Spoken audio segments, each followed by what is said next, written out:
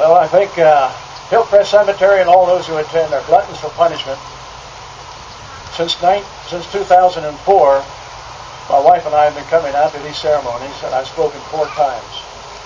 My recommendation I'm just making right now is there's another counterpart here that's here with his 6 children, 6 out of 9, former Representative Curtis Bowers. Not a joke, folks. That's his name, and that's my name, too. I was not a representative, though. Anyhow, he's here with his children. And Curtis, I'd like to recognize you. Where are you in the audience? Oh, way out there in the hill. Would you stand up there with all those cool hats that your boys have, please? He's been here just about every time I've been here. And thanks to the Muscats, especially for singing the last verse of the Star Spangled Banner. Not too many people know that. And Rhonda, thanks for sharing that from the Daughters of the American Revolution. The armed services, uniformed services, have a hard time coordinating and cooperating with each other sometimes because of their language. I don't mean real bad language. I mean when they're operating jointly, they have trouble understanding each other. If you tell the Navy to secure a building, they turn out the lights and lock the door. If you tell the Army to secure a building, they occupy the building and lock the door. If you tell the Marines to secure a building, they assault the building, capture the building, and defend it with suppressing fire. Hoorah! If you tell the Air Force to secure the building, they put out a 3-year lease with an option to buy. I just saw my son-in-law come in, Lieutenant Colonel Kurt Bartlow, and that's for you, Kurt. Thanksgiving Day and Memorial Day are 2 of my favorite days. Thanksgiving for the things that we have, the things that God has given to us, and Memorial Day for the people who fought and died to maintain those things. In 1770, after an American defeat in the Revolutionary War, Thomas Paine said penned these words: "Those who expect to reap the blessings of liberty must, like men today, undergo the fatigues of supporting them." I don't have to tell you that terrorists are out to destroy America, take away our values, including the free exercise of our faith, and our service members are continually called to stand up in harm's way. I like to believe that war is going to cease one of these days. But folks, the scriptures tell us that war will never cease. We'll always have war as long as there's a human race on this old planet called Earth. And even a favorite philosopher of mine, Plato, said, "Only the dead have seen the last war."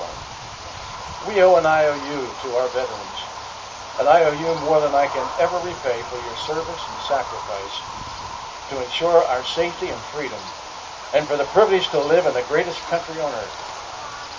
I really don't think we properly anticipate the horrible catastrophes that we've gone through as a nation recently, because sometimes we don't always believe in the presence of evil, the presence of a dark, nefarious, spiritual dimension that drives some people to do the unthinkable, like 9/11 in Boston. President Bush, in his dedication of the G.W. Bush Center, talked about freedom as a gift from God and the hope of every human heart. But he added that means a responsibility. And that means that neighbors will help neighbors, and the strong will protect the weak. And our nation depends on the success of our nation, he said, depends upon the character of its citizens. And even in the midst of the terror attack so recently in Boston, we saw the Americans come forward, Boston strong. Very beautiful characteristics as the city stood up. And as they clapped and applauded the police that had captured the last terrorist. We saw the Marine with his legs missing, lost in Afghanistan. Going to visit one in the marathon, a young lady, and talk to her about what it means to be handicapped. He said on a TV interview, "I went to Afghanistan so that this wouldn't happen on our homeland." But reality says we lost our innocence in 9/11, and that may happen again. unless we're vigilant and stand steady and become strong. Boston's strong, Nampa's strong, terrorists caught in Boise not so long ago remind us that we need to stand strong as well, and certainly America strong. I've seen it in the men in combat and the wives who wait when I was over in Vietnam with the 101st Airborne Division. I wish I had time to tell you a whole lot of stories, but I'll not do that. But I want to dedicate this poem to my wife and to all the military wives. It's called The Silent Ranks. I wear no uniform, no blues or army greens, but I'm in the military. My ranks rarely seen. I have no rank upon my shoulders. Salutes I do not give, but the military is the place where I live. I'm not in the chain of command. Orders I do not get, but my husband is the one who does, and this I cannot forget. I'm not the one who fires the weapon and puts my life on the line, but my job is just as tough, for I'm the one that's left behind. My husband is a patriot, a brave and prideful man, and the call to serve his country, not all can understand. Behind the lines, I see the things needed to keep this country free. My husband makes the sacrifice, but so do our kids and me. I love the man I married. Soldiering is his life. But I stand along the silent ranks, known as the military wife.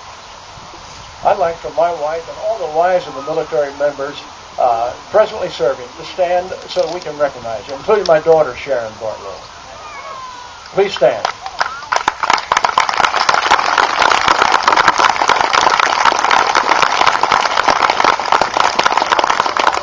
Thank you. They go through an awful lot.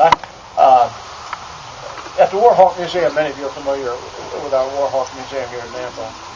They have displays there, and a couple of years ago they asked if they could have a chaplain's display.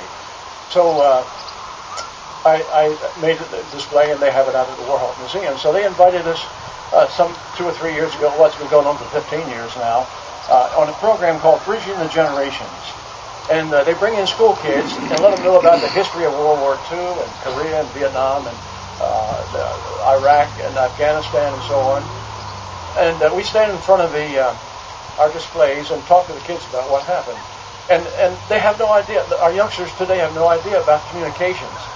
In Vietnam, they have a whole lot to do with communications. They're way ahead of us old folks. But in Vietnam, we didn't have cell phones. We didn't have Skype or anything like that. The only way we could communicate was by letter, and we certainly look forward to that. But they usually came 14 days later or thereabouts. And I shared with the kids, and this is why I'm sharing this today about my wife.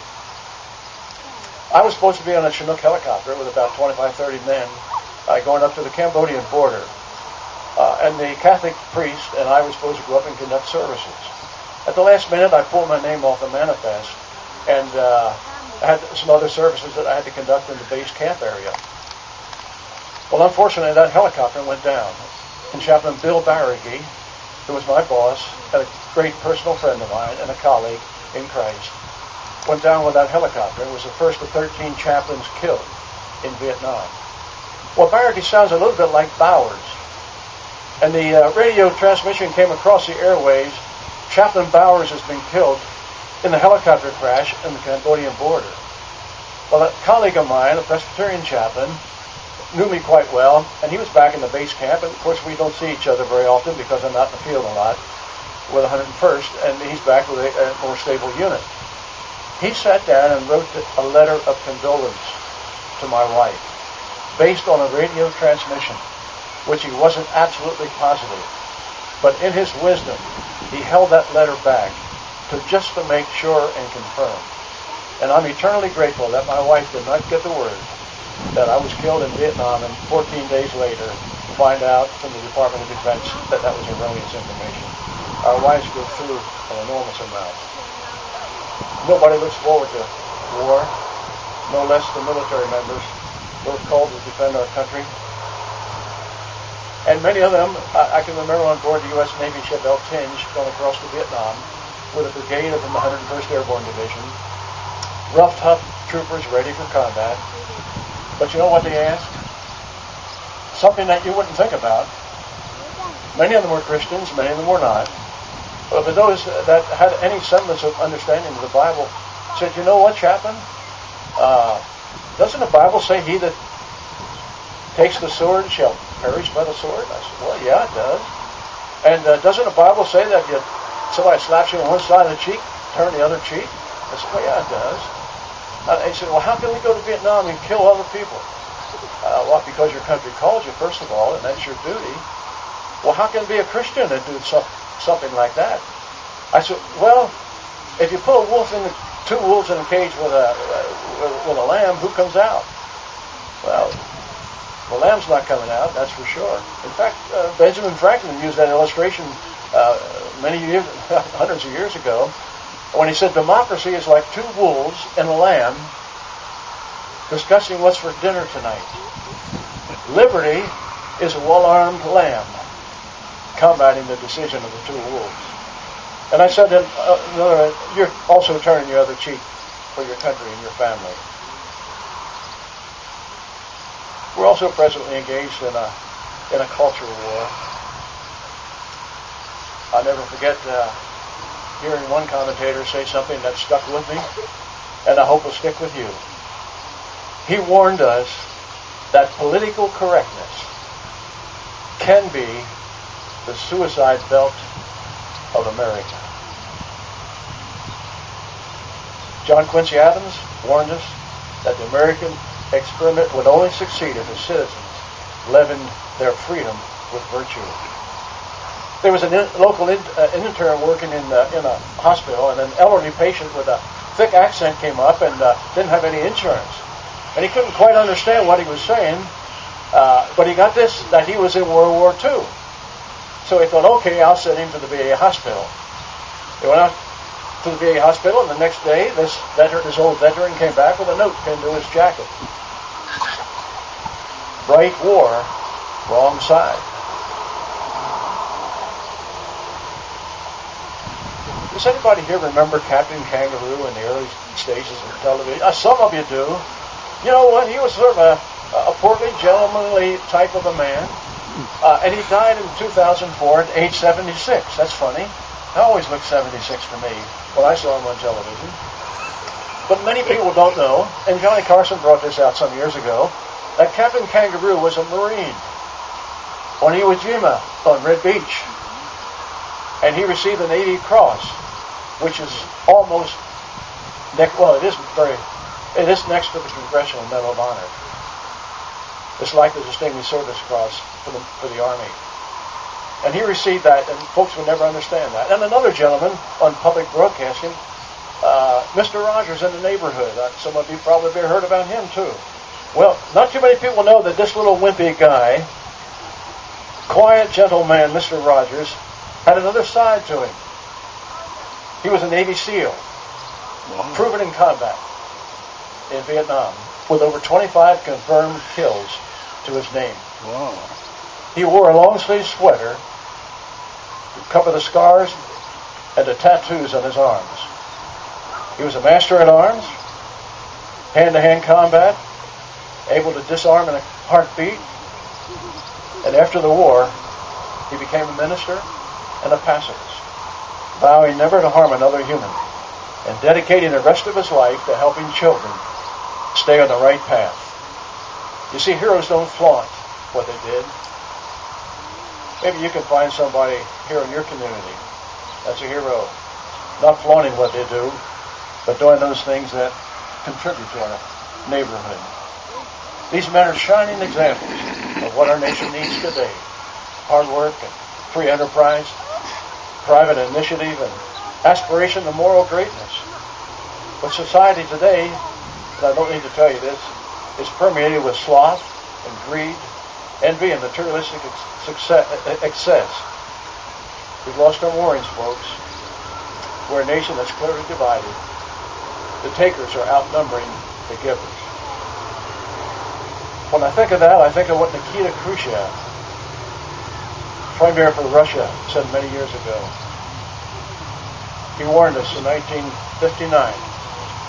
He said, you Americans are so gullible. Your children's children will learn to live under communism. Oh, you won't accept communism outright, but we'll keep feeding you small doses of socialism until you finally wake up to find out that you have communism. We'll so weaken your economy until you fall like overripe fruit from a tree. Are we almost there? We need to be spiritually strong. Not only physically strong, prepared, vigilant, and ready to stand and defend and ready to conquer, but we need to be spiritually strong. I introduced Curtis Bowers a moment ago. He's a former state representative, and he introduced a movie called The Agenda, which is won a prestigious award. And he enumerated many of the goals that communists were using to overcome America. And some of them are get control of our schools, dumb down our children, break down our culture by promoting pornography, presenting homosexuality and promiscuity as normal, healthy, and natural. We've come from a Norman Rockwell America to a Hugh Hefner America. He warns us that America is facing many serious problems and threats from without. But political correctness and dumbing down of our society is causing us to lose our ability to call evil, evil and stand against it.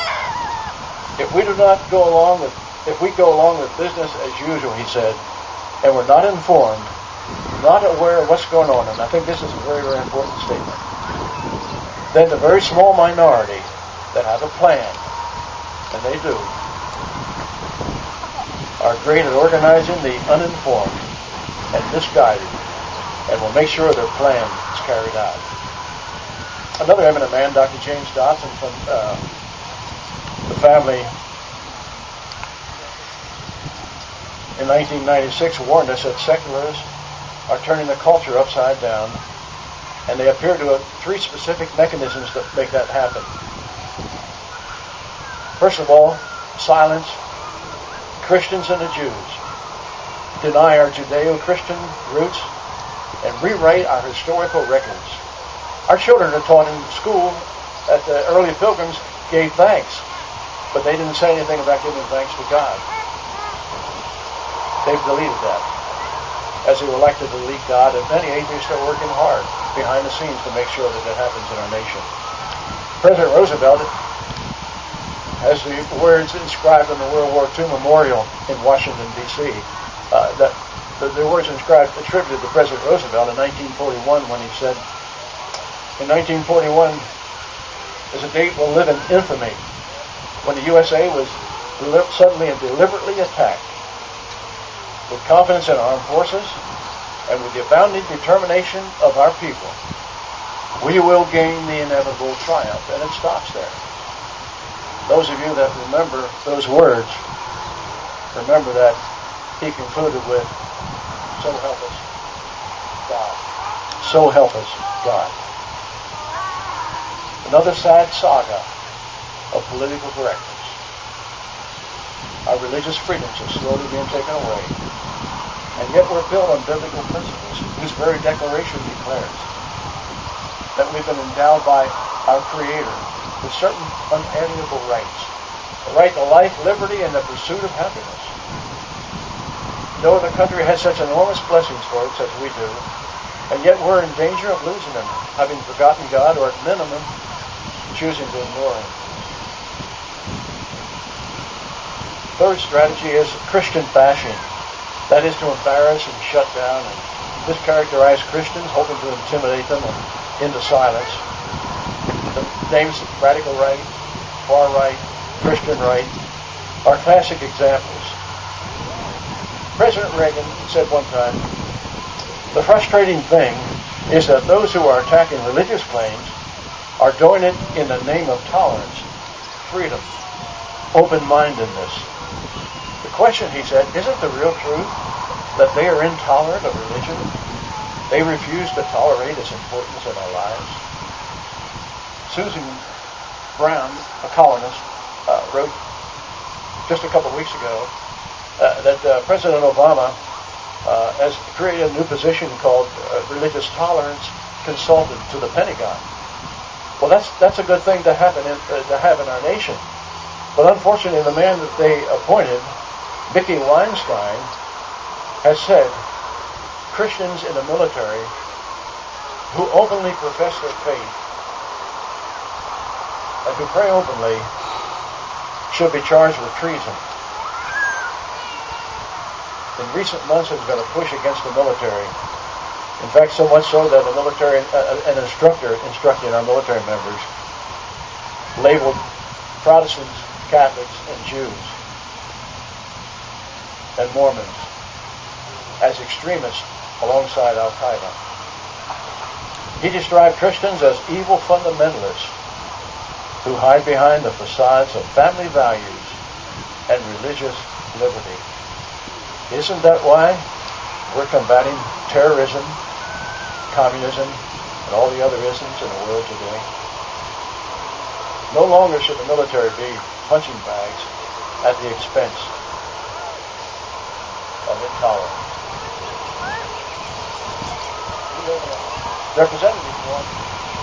Representative form of government, wherein we're its leaders. Lincoln said we're an American nation of the people, by the people, and for the people. And that also includes people of faith. It means each one of us has a responsibility to participate in the decisions that are made to use his or her influence for that which is moral, just, and good. The revisionists must not prevail in their efforts to make this a post-Christian nation that abandons its heritage with God. With God's help, they'll not succeed. State trooper stopped a woman for speeding 15 miles over the speed limit, and after he gave her the ticket, she said, "Well, don't you guys give warnings?" He said, "Yes, ma'am, we do. All along the road, 55 mile per hour speed limit." But there are a lot of warnings, folks. I hope we're sensitive enough to see what's going on. And I conclude with this story about Paul Harvey. He relates a story about a group of young students who wanted to embarrass a wise old hermit who was noted for his great wisdom. They come up with the idea of taking a bird in their hand and ask the old man, "Is this bird alive or dead?" as they conceal the bird in their hands. Well, if he said dead, they're going to let the bird fly away. If he said alive, they're going to squish the bird in their hands. When they come up to the old man, this was the question they posed to him. And he looked in his wisdom with his bright eyes into their eyes and said, "It's as you wish, son. It's as you wish." Folks, we hold in our hand a bird, a beautiful eagle, symbolic of our freedom and our liberty.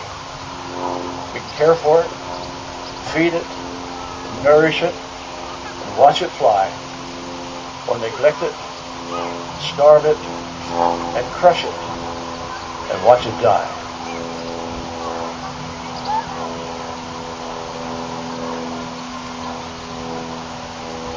Will we, the living, let those down who made this such a great country?